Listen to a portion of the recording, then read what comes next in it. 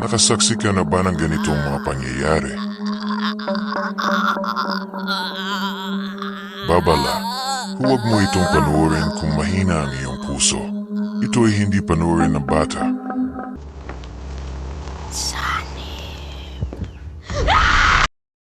Siya si Ana, isang pangkaraniwang mag-aaral sa isang pampublikong paaralan. Isang gabi, nagkaayaan sila ng kanyang mga kaibigan na maglaro ng Ouija board. Bagay na di dapat nila ginawa. Matapos noon nagsimulang makakita si Ana ng mga kakaibang anino. Sinusundan na siya nito kahit saan. Nagsimula rin siyang makarinig ng mga boses na siya lang ang nakakarinig at mga bagay na sa kanya lang nagpapakita. Naging balisa na ang kanyang mga gabi.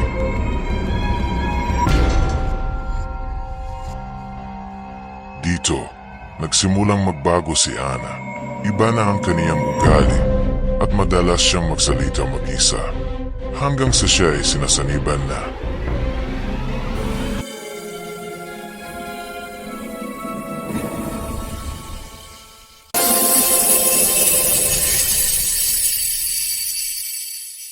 Bumalik na tayo sa ating mga bida. Matutulog na sana si Lolo Juanito at Picoy na may marinig silang kakaibang huni na ibon. Lolo, ano po yun?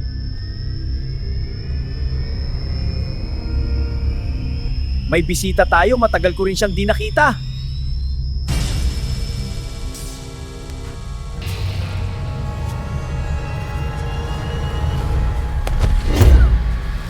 Lolo, Huwag kang mag-alala, kaibigan siya. Kumusta, kaibigan? Isang kapre ang bumusita kay Lolo Juanito. Masaya silang nagkamustahan at nagpalitan ng mga masasayang balita. Siya ba ang tagapagmana mo? Binigyan na rin ng kapre si Picoy ng agimat. Magagamit niya ito sa oras ng pangangailangan. Teka, narito ako dahil pinapunta ako ng bruha. Eto, pinabibigay niya. Aba, mayroon siyang pangitain, mukhang seryoso.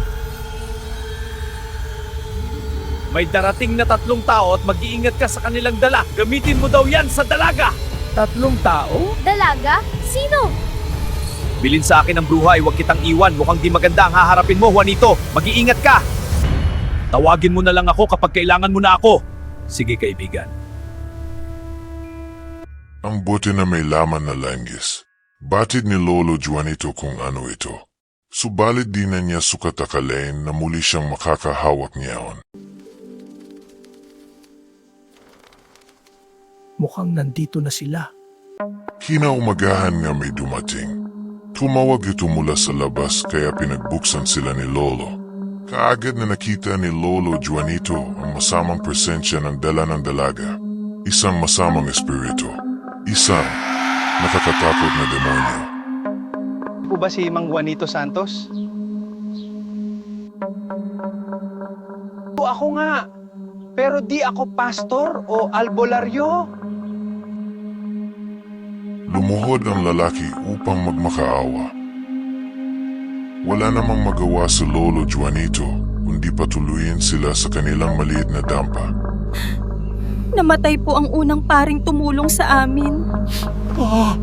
Dinulog nila ang kanilang problema sa kanilang simbahan at tinugon sila nito. Dumating ang isang pari at katuwang nito upang tulungan si Ana. Nagkaroon ng pag-asa ang mag-asawa na mapapaalis nila ang masamang espiritong sumasanib sa kanilang anak. Ginawa ng pari ang lahat ng kanilang magagawa. Subalit, habang lumulutang sa ere si Ana at tinahihirapan ng masamang espiritu, umikot ang buong katawan ni Ana habang umikot din na mas mabilis ang ulo nito. Ang nakakagimbal na pangyayaring ito ang nagpaatake sa puso ng pare. Namatay siya sa mga oras na iyon. Ang tanong naman ni Lolo, bakit sa kanya dinala ang kanilang anak? Tugon ng mag-asawa, ibinili ng albularyo na sa kanya dalhin ang kanilang anak. Bago magsimulang manggamot ng albularyo, sinabihan niya ang mag-asawa na dalhin ang kanilang anak kay Mang Juanito kung sakaling siya ay mabigo, at itinuro rin nito kung saan makikita ang matanda. Baka naman pwede mag-subscribe ka? Para makapanood ka pa na tulad nito.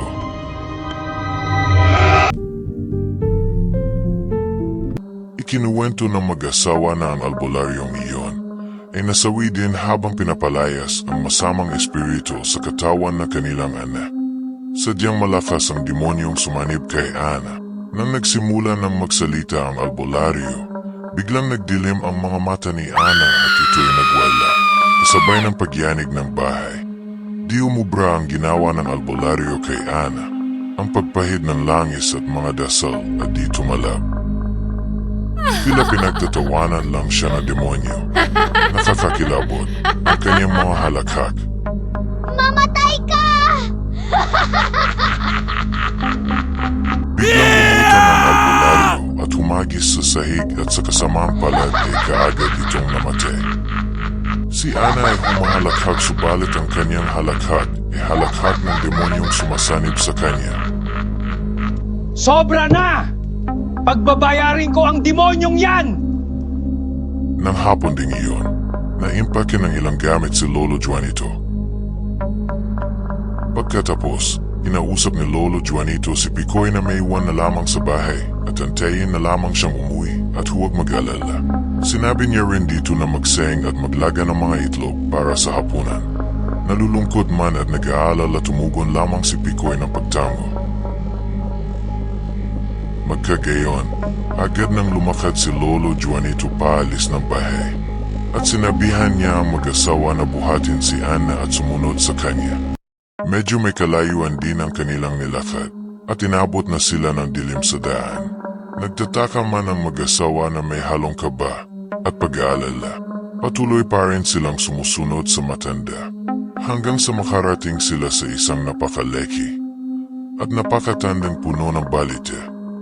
Dito inutos ng matanda na ilapag si Ana sa mga naglalakihang ugat ng puno ng balite. Pagkatapos pinatabi ng matanda ang mag-asawa at sinabihan kahit anong mangyari. Huwag lalapit at magtiwala. Matapos lagyan ng matanda ng mga itim na bracelet si Ana sa mga kamay at paa, saka lamang ito nagising. Di na nagsayang pa ng sandali ang matanda at kaagad niyang pinahiran ng langis sa noo si Ana matapos niya itong bulungan. Nag-iiba na ang kinikilos ni Ana at takot na sinabing nandito na siya. Kampante lang si Lolo Juanito. Huwag kang mag-alala, matatapos na rin itong bangungot mo. Maya-maya pe, sinaniban na si Ana.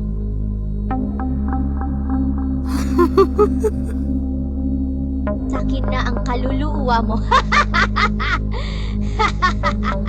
Kung kaya mo, akala mo ikaw lang marunang umiti.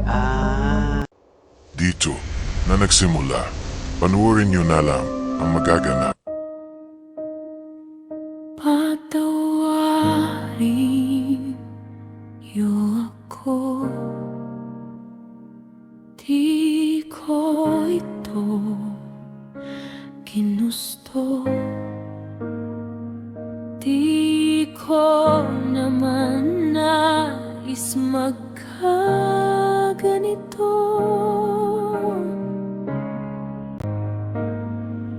Bakit nangyari iyon?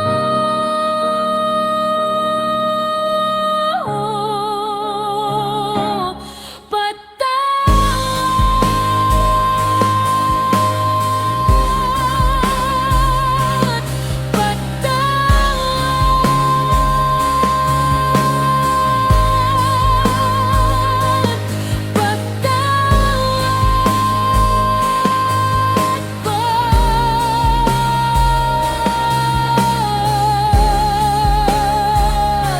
patawad po.